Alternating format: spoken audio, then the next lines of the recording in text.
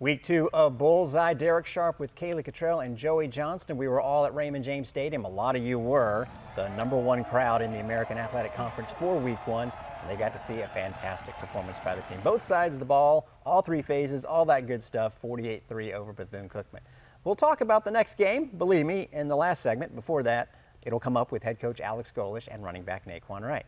But let's reflect a little bit on what happened in Week 1. Caylee Cottrell, you're on the sidelines. Joey, you are for the radio side, so we'll get both of your thoughts. First, yours. So much fun. So much fun to look up and see a packed student section and the band and the students flowing over to the other side, and the crowd in general was an amazing turnout, so energized, and the guys just had so much fun down there. You could feel the joy and playing finally someone else, you know what I mean? And it was awesome to see how much fun they had, and the way they performed on the field was super cool to see. Running backs had a night, and Byram gave credit to the whole offense in general, and then to watch the defense shut them down, like you said, like all phases, and even John Cannon with the 53-yarder, and everything was working. It was so much fun. Because Byram's reaction, it's not just him worrying about what he's doing. Yeah. He's running and first thing he mentioned was his teammates. Yeah. Running into Cannon's arm, everything. It's you talk about the brotherhood. It was on display. Joey, you were down there for the radio side of things. You always get a bird's eye view. Right. I mean, I think the thing that I came away with was just how much in control USF was all night. I mean, some of these games against FCS opponents in recent years were suspenseful. They were tight in the fourth quarter. This was a knockout from the beginning, up 28-0, and USF was in control in all phases. So I think just the efficiency of the game and the way everyone executed, and really the way the highlights were distributed throughout all the different areas of the team was something to see. So I think no game is ever perfect, but I think this one was pretty close to near perfect. And the stuff on the field with the players was great. We also got to see Publix's logo, official partnership, as now with the new rule, colleges are able to have a logo of a main sponsor on the field. And I mentioned that just to welcome in Publix officially, but also to set up our last segment. Make sure you stick around because we're all going to go over our best Publix go-to food, and Joey might even add a little bit more than that as far as his experience with Publix. You had the experience of talking to a couple of cousins on the team this week. Tell people what to expect in between the interviews. Ben and TK, first cousins. So talk to them.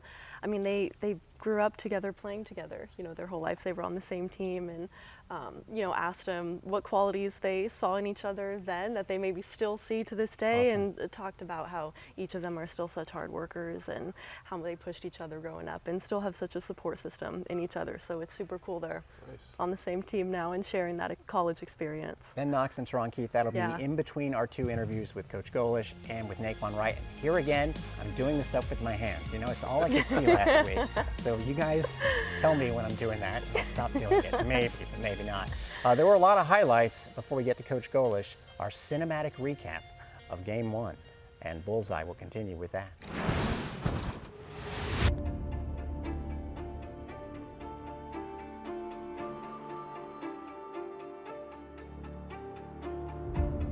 Hot and humid conditions here in Tampa, the high 80s, just another August day in Florida.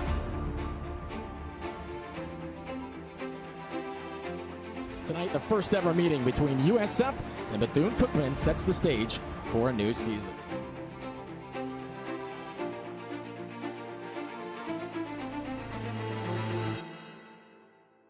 Let's go heavy at the line of scrimmage.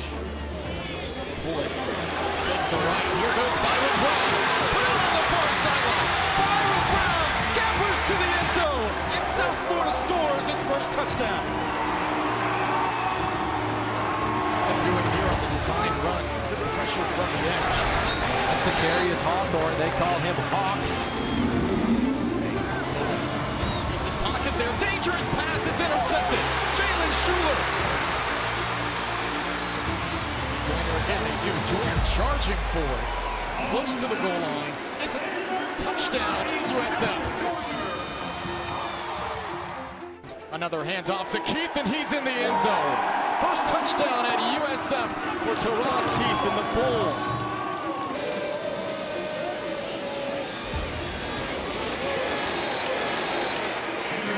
Hands off to Wright.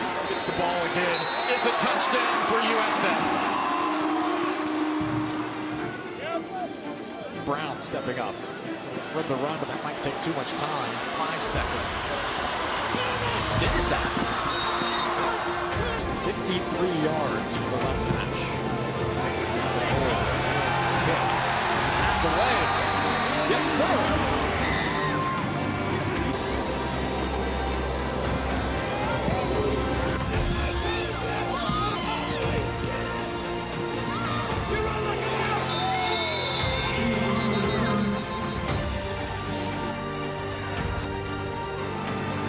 There, John Cannon 2 for 2.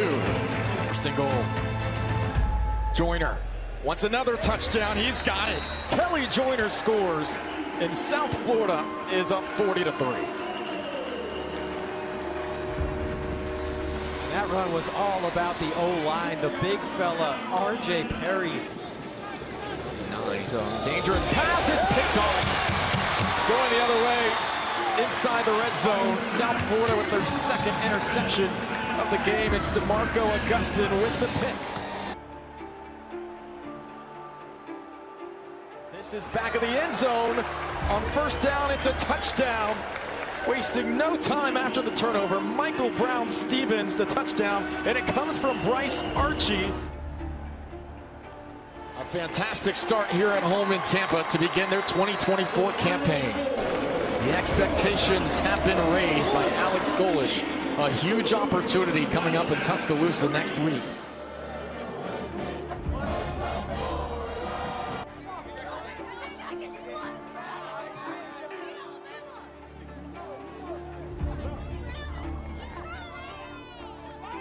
Game 1, Dubs in the book. Next opponent.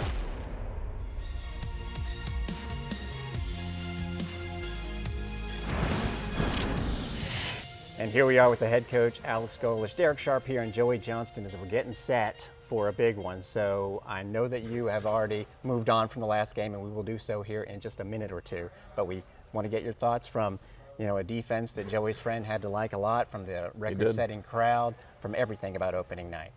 Yeah. First, the students, man, that was awesome. And I said it after the game, if they can all bring a friend, it'll be even cooler. But the most students we've had in a long time, best crowd in our league.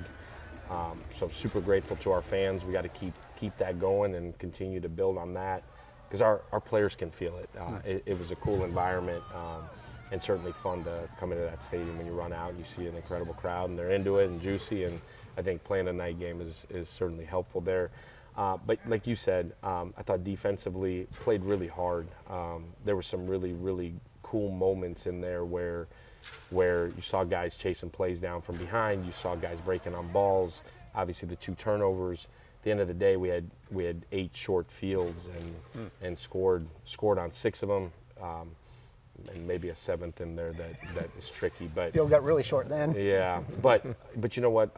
Really helped the offense in so many ways. You look at it. You look at the yardage offensively. You're like, man, that wasn't crazy for the amount of points, but short fields over and over and over again, thanks to the defense and thanks to the punt return game. But I was really proud of our special teams. I thought certainly affected the game in a really positive way. And then offensively, I thought efficient through the first half and a half. And we wanted to get Bryce in there with the ones, and then he goes one play and out. And then we kind of, as we started to sub, if there was a disappointment of any sort, it was when we started to sub offensively. I thought we didn't have any mojo, and I thought we were just average at best from an execution standpoint. So something to work on there, but a ton to clean up. A bunch of guys that played their first snaps in the green and gold, and so a bunch to build on, but a bunch to coach as well on really all 3 sides of the ball. I think it was a perfect night. You get a win, you get a great environment, and then a ton that you can coach off of too, fundamentally from a technique standpoint and some from a schematic standpoint. So it was really solid. You mentioned the environment at Ray J, which was a good one. Now you go to another environment, which is very special at Alabama. How do you get players ready for this kind of environment? All the external factors beyond the football game. What sort of things are you doing in practice to get people ready for this? Yeah, I think you got to do a really good job as a team making it literally about the football game and simply that. The crowd noise is going to be a factor. Fortunately, I've obviously been there We've got a handful of players that have been there. You've got Nay'Quan Wright, you've got Ruck, you've got a handful of guys that have been there and understand what it is. You can minimize crowd noise by winning a football game. You also have to prepare for it the right way. And offensively, today was our first practice, and the crowd noise was in full effect. It was really good for the quarterback to communicate, for the O-line to understand the communication. You've got the helmet communication now, which helps you in a lot of ways there. But you got to prepare that way today, tomorrow, Thursday, Friday, so that when you get out there, it's, man, we've been here, we've done it, and it becomes a non-factor now. It becomes about the players on the field. You've got the decisions that are always good to make when you have depth, and now with the running back rotation that the Bulls have, could you have drawn it up any better? Not just all of them getting a touchdown, but significant impact. Yeah, that's the one room that we talked about through fall camp. If we can stay healthy, we can keep those guys fresh. Yep. They're all, there's really 5 guys in there that we feel really comfortable with. You get to see all 5 of them play Saturday night. Those top 3 are seniors. They're veteran guys that have played a ton of football. And it was interesting because I told Coach James, man, like, it'll be interesting to see tonight who has kind of the hot hand. And I felt like all 3 of those guys went in and did some really, really good things, created on their own some. It'll be certainly a more physical game this weekend, and you'll need all 3 of them to be the best version of them, both running the football, but certainly from a pass protection standpoint. Sure. Coach, when you look at your schedule, playing Alabama and then Miami a couple weeks from now, you don't have to schedule these games, but you do. The fans love it. It's a great opportunity, as you said. What do you think the benefit is, even beyond having an opportunity to win a game like this, to have a team like Alabama on your schedule for what you're trying to build here for this program? Yeah, I think you're playing football at this level. You want to go compete at the highest level, and so what a better opportunity than play one of the best teams in the entire country. And for us to do that continuously over and over again, I think it continues to give us measuring sticks. A year ago, you were in it in every imaginable way all the way through that game, and you leave that game and you say, man, like, what can you draw off of that? Well, if you play defense like we played a year ago, you've got a chance to play winning football. The key is to be able to maintain that throughout the whole season. You go into recruiting, and it's a huge selling point that, hey, listen, you're going to play these teams. And it's not like we're going on the road to play all these teams. We had Bama here last year. We'll have Miami here at home in a couple weeks. We're going to play, and I give credit to the administration for scheduling it the way that they do, where you're able to play these home and homes with these teams where as much as we got to go there, they get to come here. I think it's a win-win for everybody because you truly get an early measuring stick in preseason or non-conference games of where you are. And good, bad, or indifferent, you know exactly where you are at the end of it. People want to know where we are from a health point of view. That was the only downer of opening night, was when Schuler went out of the game. In general, you want to be as healthy as possible against Bama. How is that looking? Yeah, it hurt my heart there because Shu has truly transformed himself into being a phenomenal leader for our defense. He's transformed his body. He's transformed his process day to day. So for him to go down was really, like I said, broke my heart there in a lot of ways. We got great news on Sunday. He'll be back here within the next couple of weeks, and awesome. And he's living in the training room, but what a blessing it was on Sunday to get good news from that. One thing that we noticed on Saturday night, obviously with all the guys playing and first string, second string, third string, quality all the way down, such great depth all the way through, and I know that's what you're trying to do here through recruiting. Speak about just what you see at all these positions, and you didn't have this maybe at times last year where you've got really good players to come in and play and give each other rest. Yeah, I think a benefit of Saturday night was that you not only got to see depth when the ones were in there, but you get to go throw some freshmen in there that you're still trying to make decisions on. Man, is this guy really ready, or was he just flashing in camp at times? So we got a bunch of those guys on special teams and a bunch of those guys on offense and defense, which now moving into as we go through the season, you feel like, all right, man, like he's close to ready or he is ready. And if you can have depth on special teams and get some guys that are starters off of there, outside of the punt and the kickoff units, but you can get some guys off. That's one more fresh rep you got of those guys. And that's elite football teams have depth like that. I think it's getting harder and harder in college football to have depth. So that was certainly exciting, but some really invaluable reps for a bunch of guys that showed that we have depth and showed us as coaches, man, like that guy is ready. On the other side, man, that guy's not ready. So I thought the positive was they played really, really hard. It was a really good environment for them to get out there. Now we got to go in and you got to cut it down a little bit as you get on a plane and truly bring the whatever 80-some guys that you feel like will contribute Saturday night. Well, even at place kicking and punting, you have good depth. I think 3 different extra point kickers in that game. Now, we get to Bama, and I'm sure Joe will have a question, another one about that game, but I got to just ask you. You could do my job. You're an elite communicator. Did I just call myself an elite? I didn't mean to do that. But I could not do your job. Now, to be able to do what you did, all the stuff that goes into it, but to be actually back on the field, just how cool is that to be able to do what the title of your job is and return for a second year as head coach? Yeah, awesome. Super awesome to get back out and actually coach football. Exactly. Man, you know, it's so refreshing to be able to go out and manage a game, and you've worked through all these situations all spring, all summer, you know, and then you get a 2-minute drill, right. And you get to work a 2-minute drill and making decisions on penalties and 10-second runoffs and clock management and all these things. Like you said, it's what you got into this for, but it was awesome. I told our guys Saturday, really I told them Friday night, like I'm super grateful to be here. I'm super grateful to be their head coach. I don't take any of it for granted. I really am in a really cool spot where I'm excited to continue building and not to diminish what Saturday night is, but I'm excited to just continue to build a sustainable program. And when we get there and we feel like we've got sustained success, the hardest thing is going to be to stay there. But you're right, though, Darek. I can do your job. And you probably do it really well. At some point, I will. That's why I asked the question. Like, you do have a future beyond this coaching what's thing. it like to do what you do? Because you know, like, you can do what I do already. Well, I That's the whole slept 3 point. hours last night. So whether you can do that or not, every single night. Yeah. That's enough. Let me ask you one last thing about this Alabama game. And you alluded to, getting 80 guys on a plane. This road trip thing is not a small matter to get people mobilized, your staff, your coaches, everybody on the move to a city, to get into the hotel, to get to the stadium.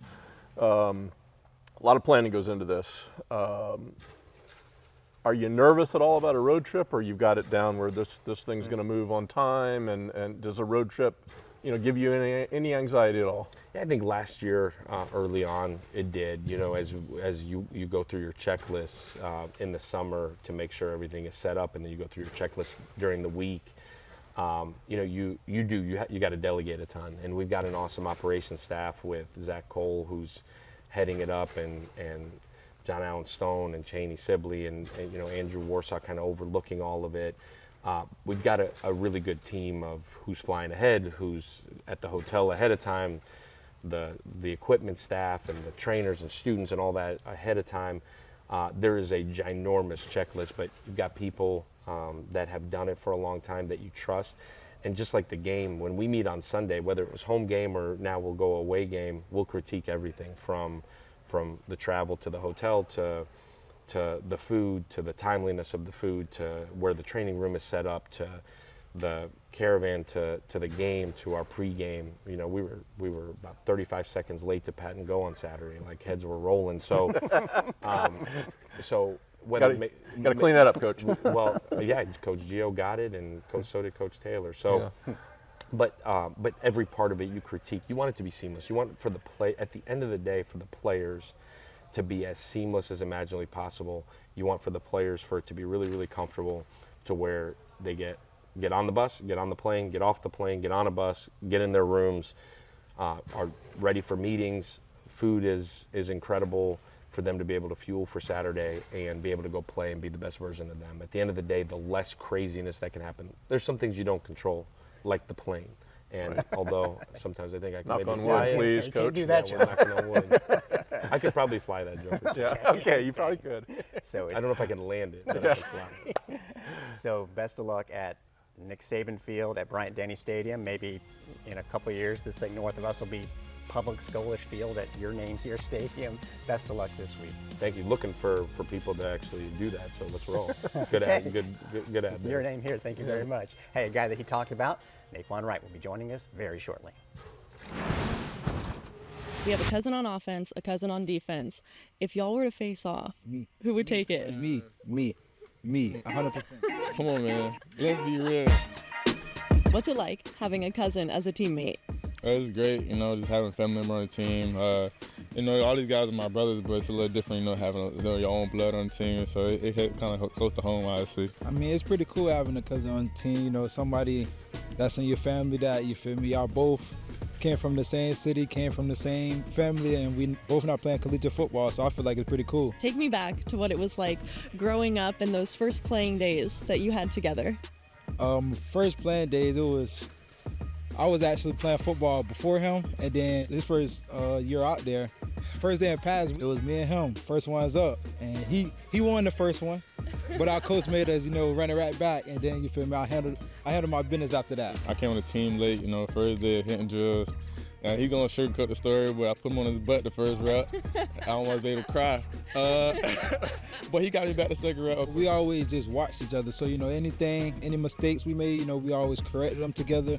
We always push each other off, like outside of the team. We worked out together, just putting in extra work and believing in each other. Growing up, we always worked out together, outside of the regular, team activities. Always pushing me to go harder, even the days I didn't want to do it.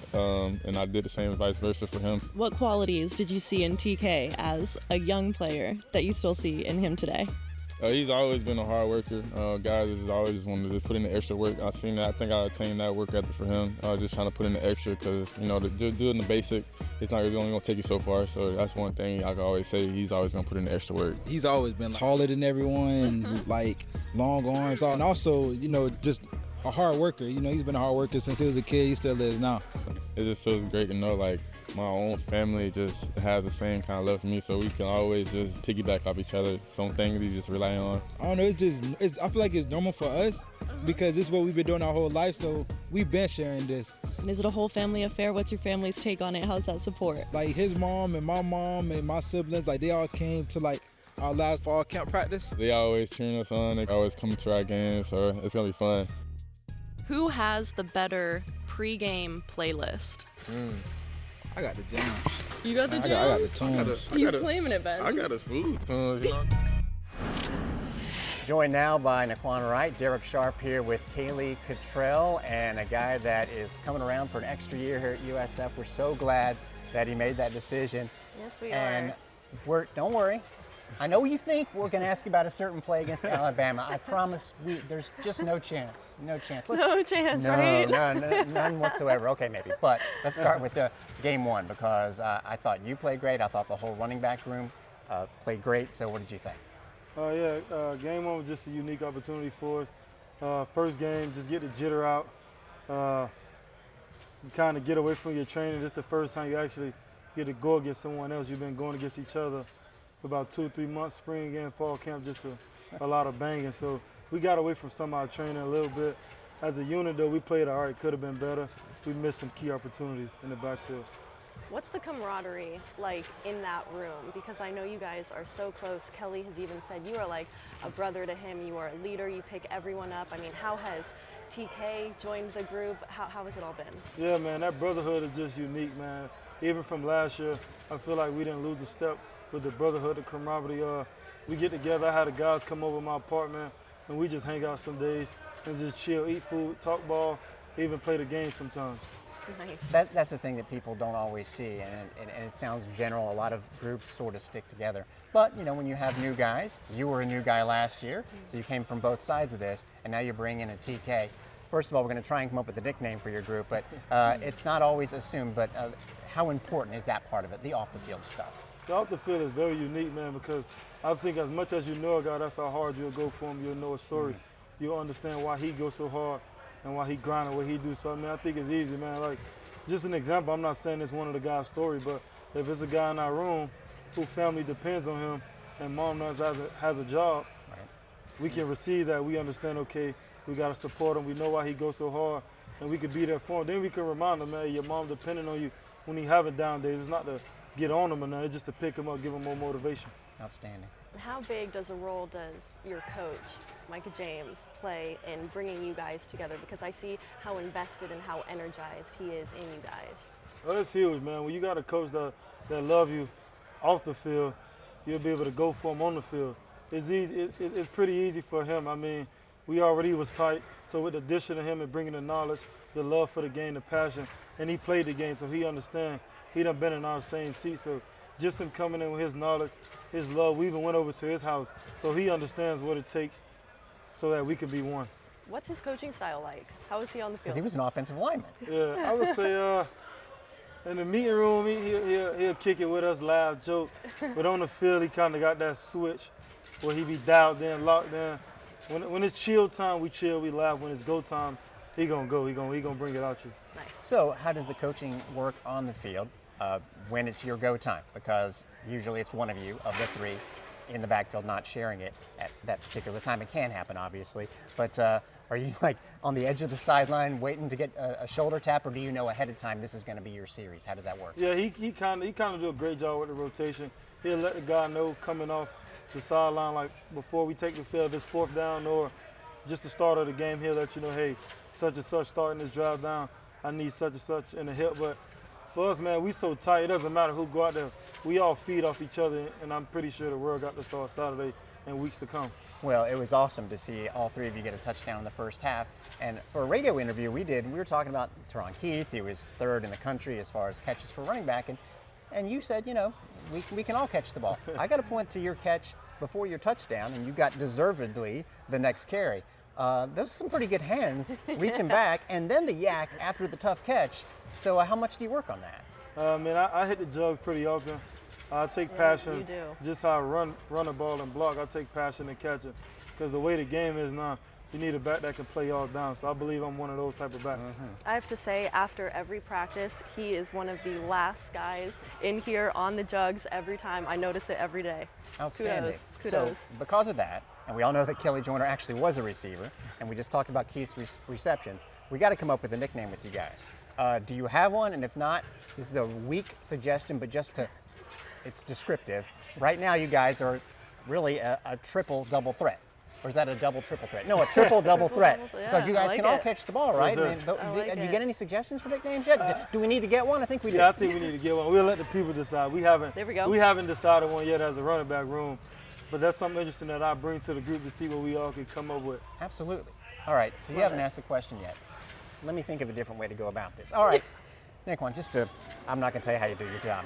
But I'm going to say, this week against Alabama, if there's a guy coming right at you, an All-American guy, you know what you should do? Just hurdle over him. Can you do that? I got you. What would you do? What would you do? Hurdle over the guy. Okay, hurdle over the guy. I think that's best. All right, you know why I say it like that. It would be funny. It would be funny. But you can run guys over, and I know it'll be the only time we ask about it, but how much have you been asked about it? I've been asked about it a ton, man. I actually kind of told a couple interviews ago that I did the same hit week one against FAMU, and everybody rubbed it off. I guess because it's FAMU. So, I mean, that's just my playing style. But guy in the way, you know what I'm saying? I like to set the tone for the team, let the other team know that we coming. Anyway, just to bring energy, juice to the program, to the team to get us going, because it take all of us. So just to get us going, man, I'm willing to do whatever. Get everybody going. How much does a play like that fire you up? Because on the sideline, I could feel the impact. So you yourself, I can't imagine how just ready to go you were after that. Nah, man, it was definitely huge. It was a key moment in the game for us. We needed something going. We needed to find our groove, get in our groove. And I think that was a great momentum swing for us just to get the offense going, because the defense was playing some good football. So we needed the offense to get going. Is that your playing style, the power? Yes, man, the power, yeah, definitely. I want to be the guy to deliver the blow. I can't make you miss, but I'd rather deliver a blow, set the tone, get the guys going. All right, I like it. Another thing, I love it. The thing I thought about is that, last year it was new for a lot of guys. It's not for you. I mean, you scored a touchdown in the 2020 SEC Championship game against Alabama, had 3 catches for 27 yards, of course, because he can catch the ball. But then the players that got the experience last year, and then you bring in guys from the SEC that we saw on defense, they're used to it. So how can that help you guys this week? I think that's good, man, because you bring guys that play those guys. Obviously, there's a different culture there now, but pretty much the same guys there. You had guys that went up against them twice, maybe 3 times a year. So we able to pour into the guys, let them know what to expect, because when you hear Bama, people just, blow up, make it seem like it's a big game, man. Just the next game. So, man, you just trust your training, trust your technique, and play ball, man. The result going to be what it's going to be. Yeah, and for these guys that we're talking about, it truly is, albeit a very strong and talented opponent, just another opponent because they played them before. All right. So that's all the nice talk. How much would this mean if you guys can pull something off against the Tide? I believe we could pull it off, man. We just trust our training, keep preparing. Today was a Tuesday. Watch the film, clean up what we need to clean up going to tomorrow. Finish the week off strong. We just got to continue to prepare and perfect our process. And then in the end, it's going to be what it's going to be. As long as we do the right thing, trust our training, perfect our process, we'll get the result we want. Excellent. One of the 3-headed double triple threat that's all going to score a touchdown this week, and we'll have a nickname this time next week on Bullseye. Thanks a lot, Nay'Quan. Thank you. I appreciate it. We'll start to wrap things up next. Well, that was fun. We hope to have a lot more fun this week. Both of you guys are going to be there in Tuscaloosa. Can you contain your excitement? What are you looking forward to, Caylee? Man, I'm stoked to have that crowd. I mean, for our guys to perform under that crowd, I'm excited to see them just take it all in and live it up and put it all into their effort on the field. When we're listening to a broadcast back at home or watching on TV, when it's really that loud with 100,000 people, it's nothing like being there. Do you have to up your volume? Yeah, sometimes yes, and there's nothing like these SEC road games. I mean, I covered a lot of them at the Tribune through the years, LSU, Auburn, places, Alabama. I mean, man, you can't get excited for that. You're not breathing. It's going to be special for sure. Caylee, after the show, will explain to you what the Tampa Tribune is. There are people that, believe it or not, they aren't sure. It's been a few years. I even wrote for the Tampa Tribune, which is a newspaper, kids. Now, let's tell them what a newspaper is. Yeah. Something that's also been around for a long time, Publix. So before we get to our items that we're going to these days food-wise, you've got a little bit more to give than that. So, we all have our first jobs, right? When I was 16, I started working at Publix. My father was a food broker, and believe it or not, George Jenkins ate at our house once. He's founded a Publix. Yeah. I did. I was a kid. Didn't know who the guy was. Wow. But so my managers at Publix were Bill Enriquez and Carl Keeley, and they might as well have been named Alex Golesh. Because when you work at Publix, you establish a process. And I carry this with me today. Wow. When you work at Publix and you are asked, where is something on a shelf? You put down what you're doing, you take the customer to the shelf, you give them the item, and you stand there until they are satisfied. And then you go back to work. It is an elite level of customer service that we learned. And I carry that with me even today in things I do, and I learned it at Publix. So Publix is more than where shopping is a pleasure. Publix, to me, is an elite part of being a Floridian. It is more than a grocery store. It is a way of life. And I am delighted that Publix is sponsoring USF Athletics now. And you can give a shout out to the Publix you worked at? 3615 Gandy Boulevard, store 58. The old school Publix look, and I love actually stumbling every now and then to an older store, but they're so updated and refreshed and with great food items, freshly made. And my go-to item is going to wait because Caylee's going to give hers first. Man, honestly, catch me at Publix on a Wednesday for their $5 sushi. Oh, man. You got that right. Their sale sushi, I mean, I'm a sucker. The crunchy roll, whatever it is. And I hate myself when it's a Thursday and I forgot about it, but it's rare that happens. So good. So I think they might have seen a social media post I put out because this has been several months now. In fact, I think it's been 5 or 6 months since they put out a limited edition Philly cheesesteak dip, which is steak and cheese and some peppers. And it is like I would eat it instead of actual cheesesteak filler. I would eat just the dip as a sandwich if I had to. That's how good it is. But I said, please don't let it be limited, and it's still out there. So pick it up. right when you see this. Noted. And this is because it's now Publix Field at Raymond James Stadium. It's going to be a while before we're back there, but they'll be at the new Nick Saban Field this week, and we'll recap it for you next week on Bullseye. Thanks to my co-hosts, Caylee Cottrell and Joey Johnston, and Darek Sharp, especially this weekend. Keep those horns up. The Wolves.